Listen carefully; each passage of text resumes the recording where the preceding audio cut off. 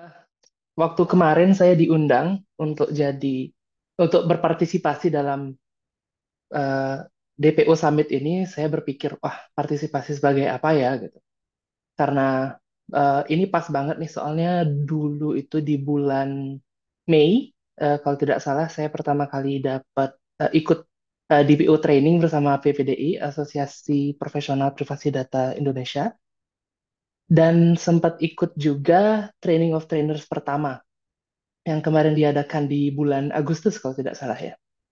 Nah, dari waktu itu sampai Desember kemarin, saya berpikir nih, apa yang bisa saya bagikan? Dan akhirnya kebetulan juga setelah saya mengikuti dua program itu, saya sempat menginisiasikan bersama dengan kantor saya, RAH, The House of Legal Experts, itu untuk extracting information dari key industries di Bali. Setelah kami map itu ada beberapa key industries, namun baru bisa kami lakukan kegiatannya itu untuk extracting dari tourism industry, tapi specifically untuk hospitality dulu. Nah, jadi kurang lebih saya akan sharing information dan kalau bisa juga ada beberapa informasi yang sudah saya proses, jadi layaklah untuk saya bilang sharing knowledge. Jadi kalau bisa kita ke halaman yang selanjutnya. Nah, seperti yang tadi saya bilang, itu ada beberapa program yang kami adakan, itu dua online program, dan satu program yang kami mengundang Indonesian Hotel General Manager Association, IHGMA, itu untuk berdiskusi, dan beberapa juga klien kami. Dan kami berusaha mengekstrak informasi mengenai knowledge yang mereka punya mengenai data privacy atau personal data protection. Nah, saya nanti akan gunakan personal data protection dengan data privacy mungkin interchangeably ya, walaupun tidak sama, namun keduanya identical menurut kami. Dalam extracting information tersebut, ada beberapa yang kami gunakan, yaitu salah satunya membuat beberapa prompts gitu tentang practices seperti apa namanya pengolahan data keuangan dengan pengolahan data pribadi itu ada konsekuensi yang berbeda. Kurang lebih kita tanyakan bagaimana apakah mereka memahami hal tersebut atau tidak. Kurang lebih seperti itu dan kami juga beberapa kali sempat berusaha untuk mengadvokasi eh, langkah-langkah yang kemungkinan bisa dilakukan oleh industri hospitality gitu, industri perhotelan.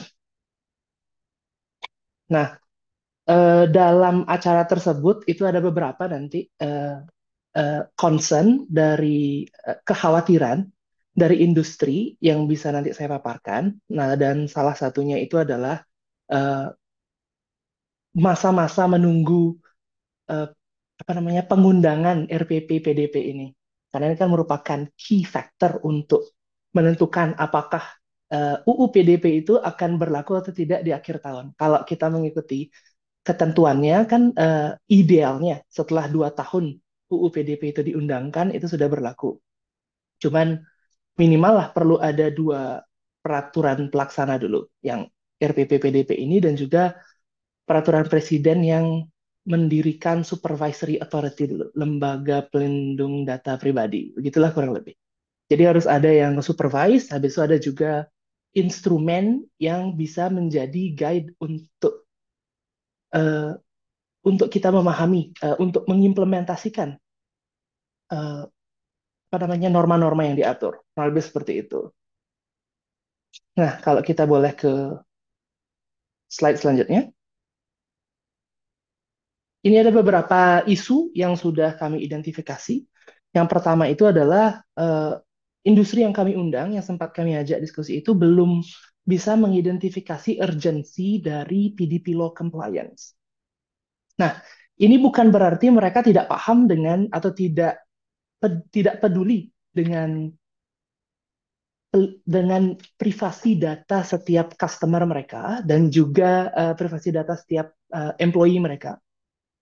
Namun hal yang mereka pertanyakan itu adalah apakah yang kami lakukan itu tidak cukup?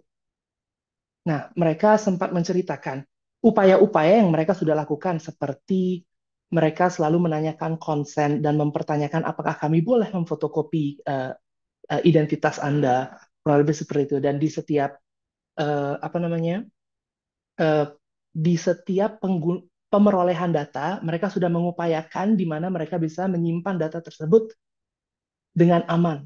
Cuman kan di dalam kita tahu sendiri dalam Undang-Undang Perlindungan Data Pribadi ada beberapa standar yang harus diimplementasikan lebih tinggi gitu kurang lebih standarnya. Nah, disinilah mereka mungkin karena lack of awareness, mereka jadi merasakan belum ada urgensinya. Mereka berpikir ini compliance tambahan nih gitu. Kita tahu sendiri kalau di Bali itu sempat vakum industri pariwisatanya selama pandemi COVID-19 dan sekarang baru bangkit lagi, mereka baru gencar-gencarnya lagi untuk ngupdate perizinan mereka, berusaha mulai comply dari beberapa gedung-gedung yang lama sudah tidak terpakai dan mulai ramai lagi kurang lebih Bali untuk pariwisatanya. Dan mereka berpikir sekarang ini compliance apalagi sih tahun depan gitu. Karena bagi mereka juga ada satu perizinan dan compliance perizinan di setiap akhir tahun yang selalu mengenakan mereka. Itu ada kita punya masalah di Bali mengenai air bawah tanah. Karena itu memang lumayan rumit di Bali karena belum belum ada akses semua ke air pipa, air pump. Jadi beberapa memang harus masih yang menggunakan sumur bor. Itu salah satu isu juga. Dan tentunya beberapa compliance-compliance lain. Nah, yang kedua, isu yang diidentifikasi kedua itu adalah bagaimana cara dipertanyakan oleh mereka itu bagaimana cara kita memastikan bahwa data-data kami yang kami peroleh itu sudah aman. Mereka mereka menekankan waktu itu karena mereka sudah mulai paperless, jadi mereka menggunakan third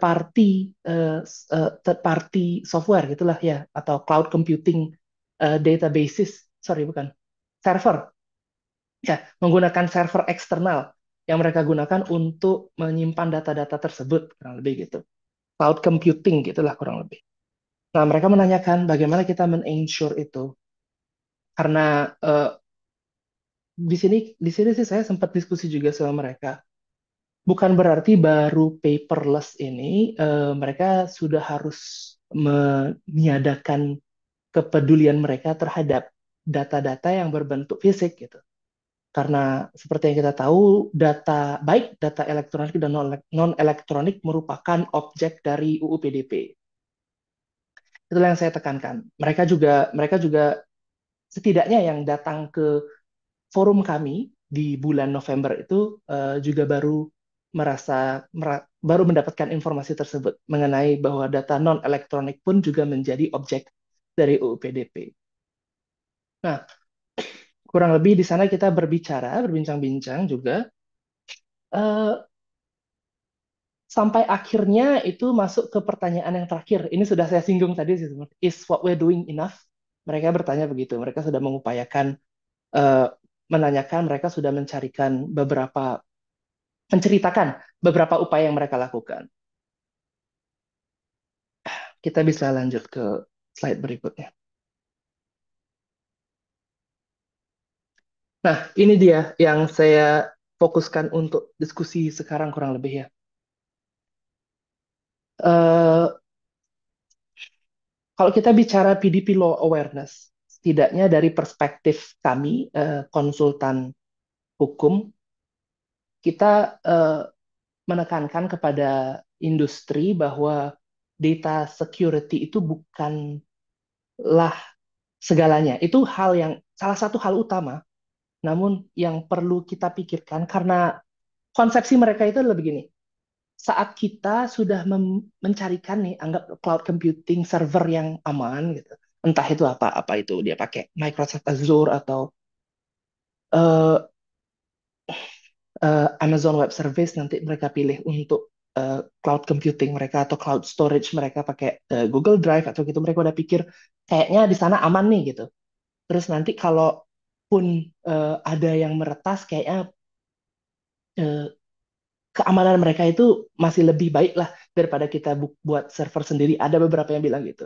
Dan saya katakan itu data security itu hanya salah satu bagian penting dari PDP law. Karena threat satu lagi, ini ada, anggaplah kalau menurut saya ada Bitcoin ini. Security itu yang saya anggap sebagai external threat untuk data privacy, di mana ada external activity atau external party yang berusaha nge-pierce data collection kita, data storage kita, dan satu lagi ada data safety, yang di mana itu merupakan keamanan dari day-to-day activity atau day-to-day operational procedure dari suatu institusi. Jadi data security dan data safety merupakan dua hal yang penting yang sama pentingnya. Nah, di sanalah saya jelaskan juga berusaha menyampaikan dan berusaha membuat agar industri tersebut aware pertama dulu sebelum mereka bisa extract some usable practical knowledge dari itu. Setidaknya dipastikan dulu karena kalau kita lihat sekarang budaya budaya kita bekerja setiap orang ini hampir mungkin ini salah satu kemajuan teknologi yang membantu kita juga tapi merupakan hal yang rancu juga yang bisa membahayakan perusahaan juga di mana setiap orang itu dengan sangat mudahnya bisa mendapatkan kamera dan bisa dengan mudahnya juga nge-stream out kayak kayak nge-stream uh, apa yang mereka lihat gitu kayak live streaming atau uh, live updates di social media mereka masing-masing. Kalau dalam kamera mereka itu tercapture beberapa data yang terproteksi dalam UU PDP itu bukan termasuk data security threat, itu termasuk dalam salah satu data safety mereka. Karena awareness dari setiap lini dari perusahaan, baik itu manajemen maupun employees, merupakan tanggung jawab dari institusi tersebut. Dan seperti yang kita ketahui juga, biometric data, itu data muka kita, dan bentuk badan kita, dan juga mungkin lain-lainnya itu merupakan data yang dilindungi juga dalam UU PDP. Jadi kalau kita selfie, kita upload walaupun kita nggak bermaksud itu dan ini mungkin juga ada isu nanti ya mungkin bisa lebih dijelaskan level dari household use itu bagaimana. Cuman kalau privasi dari tamu yang dia ingin kenyamanan tidak diketahui oleh orang-orang itu untuk stay di Bali tanpa mereka being viralized gitu lah, nggak tahu diviralkan di sosial media itu bisa terpampang di sosial media itu mungkin juga bisa menjadi salah satu isu dari data privacy. Nah, masuk itu ke awareness bagian kedua. Nah, walau dalam kita membicarakan privacy of uh, data subject of the data of subject dari seorang individu tersebut, kita tidak hanya membicarakan dari single data stream, tapi juga collection dari berbagai stream. Mungkin salah satu data biometrik yang tidak sengaja dibocorkan oleh salah satu employee itu bisa dikoleksikan dengan uh, apa namanya beberapa data lain yang bocor yang mungkin bisa mengidentifikasi suatu individu itu juga menjadi threat bagi institution yang harus mereka pertanggungjawabkan. Nah, disitulah penekanan saya juga dalam diskusi kemarin itu di bulan November bersama industri. Nah, karena kemarin kita mengadakan forum tersebut di bulan November, saya menekankan pada industri tersebut kalau semua berjalan sesuai dengan rencana, kita hanya memiliki waktu kurang dari setahun untuk comply gitu. Jadi itu bukan hal yang mudah. Mungkin di kantor kami di kantor hukum kami yang merupakan boutique law firm itu akan jauh lebih mudah karena kami compact. Tapi kalau di hotel-hotel besar, di chain hotel besar yang mungkin juga memiliki stream data banyak dan mereka juga join controller bersama uh, apa namanya penyedia jasa booking gitulah penyedia jasa booking itu ya.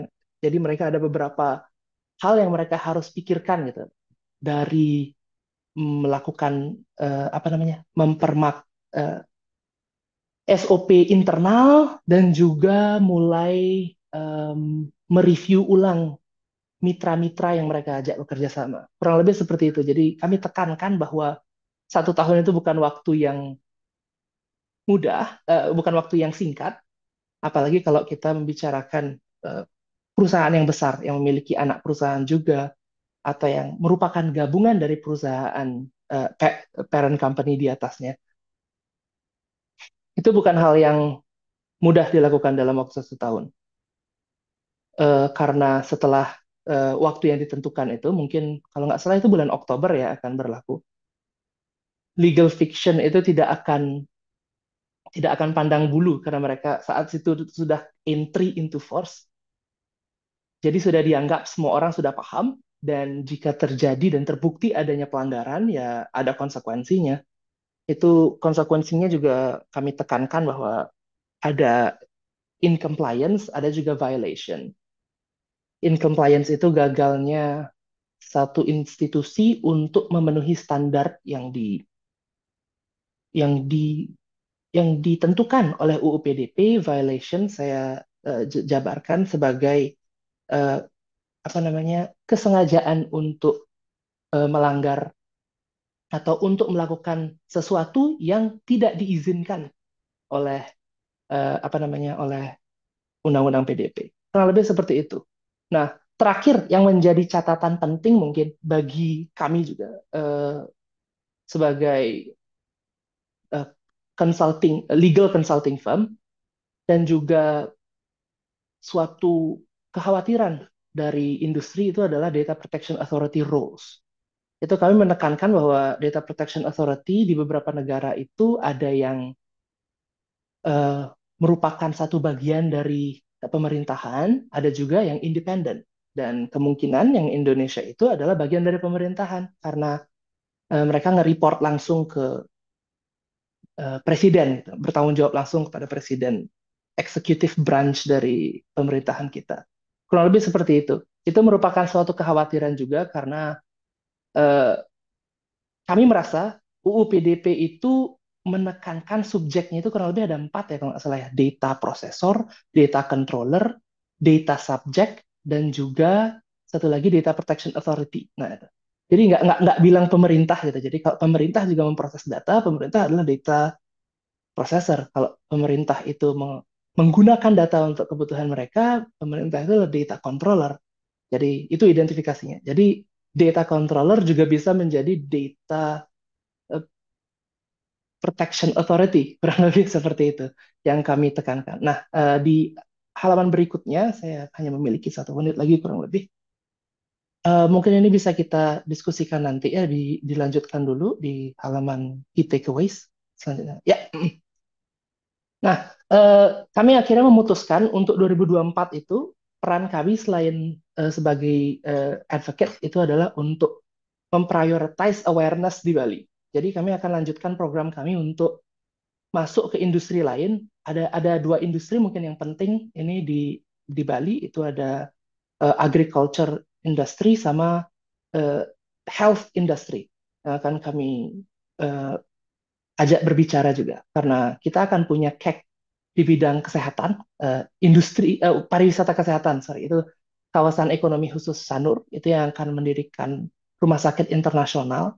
Jadi targetnya mungkin selain eh, pasien-pasien lokal itu juga ada pasien-pasien luar negeri nanti. Kita belum tahu. Bayangan saya sih kalau mau buat cek tentang kesehatan itu kayak di Korea, kayak kesehatan itu kan terkenal sekali dengan operasi plastik gitu. Jadi udah tahu kita kalau kalau ada kebutuhan ke Korea itu pasti mau ada mempermak diri. Kurang lebih seperti itu. Nah, kalau di Bali belum tahu nanti apa nih. Apapun itu, kita tahu bahwa data kesehatan merupakan data yang sensitif. Itu data khusus yang memerlukan perlindungan khusus, perhatian perlindungan khusus. Kurang lebih seperti itu.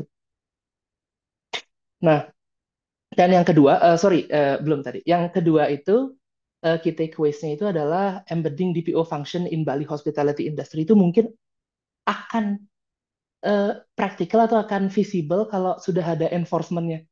Karena karena compliance nih bukan hanya data privacy ya, bukan hanya data protection. Rata-rata buat industri di Bali, compliance itu adalah afterthought. Jadi kalau belum ada masalah ya nggak apa-apa, jalan dulu. Yang penting ada cash flow, habis itu marketing jalan. Kurang lebih seperti itu. Jadi mungkin untuk menekankan bahwa eh, institusi Anda itu memerlukan DPO, kita perlu ada satu dulu yang jadi tumbal, satu dulu yang udah dilaporin ke Data Protection Authority dan udah didenda atau mungkin mengalami permasalahan di OSS mereka saat mereka mengurusnya karena mereka tidak patuh terhadap UU PDP, itu mungkin baru akan terketuk mereka untuk mulai memperhatikan. Dan yang terakhir ini, nah, karena tadi saya bilang Data Protection Authority di Indonesia itu menjadi kekhawatiran kami semua karena ada elemen pemerintahan yang ada potensi juga menjadi data controller dan data processor. Jadi industri tiba-tiba nyeletuk nih bilang, eh, kalau gitu harusnya industri industri juga boleh dong ada di sana. Karena kita kan sama-sama statusnya data controller. Jadi kurang lebih kayak itu. Kayaknya sih bisa mungkin membuat tingkat kepedean yang lebih tinggi itu kalau bisa beberapa industri juga diikutkan dalam komposisi Data Protection Authority di Indonesia kurang lebih. Karena pemerintah juga udah ada gitu kan. Presiden udah jadi pengawasnya, lembaga pengawas pelindungan data pribadi. Jadi industri juga minta nih. Jadi setidaknya biar kepentingan mereka itu tetap terjaga ya harus ada representasinya. Kurang lebih seperti itu. Key takeaways dari saya. Nanti mungkin kita bisa diskusi lebih lanjut. Saya balikkan ke Pak Niko. Terima kasih.